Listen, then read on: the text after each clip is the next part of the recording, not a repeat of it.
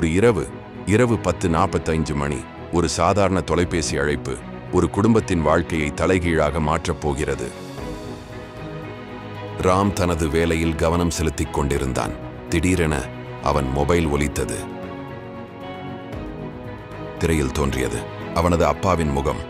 ஆனால் அது உண்மையான அப்பா இல்லை. அந்த முகம், அந்த குரல், எல்லாமே உண்மையாக தோன்றின. உடனடியாக 5 லட்சம் ரூபாய் அனுப்பும்படி அவர் கெஞ்சினார். ராமுக்கு சிறிய சந்தேகம் வந்தது. அதனால் குடும்பத்தினருக்கு மட்டும் தெரிந்த ஒரு ரகசிய கேள்வியை கேட்டான்.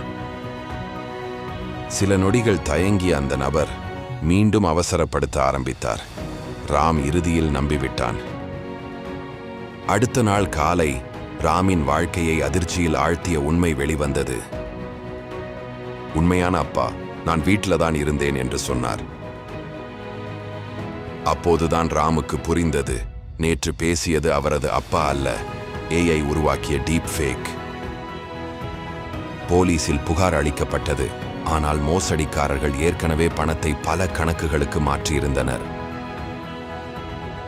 ஏஐ டீப் ஃபேக் மற்றும் வாய்ஸ் குளோனிங் தொழில்நுட்பத்தை பயன்படுத்தி இன்று குடும்ப உறுப்பினர்களையே குறிவைத்து ஏமாற்றுகிறார்கள்.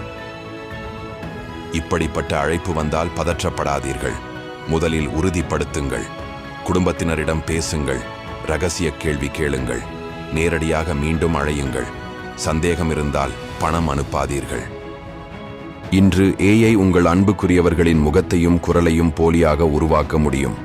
ஆனால் உங்கள் விழிப்புணர்வை யாராலும் போலியாக உருவாக்க முடியாது. எச்சரிக்கையாக இருங்கள். உங்கள் குடும்பத்தை பாதுகாத்துக் கொள்ளுங்கள்.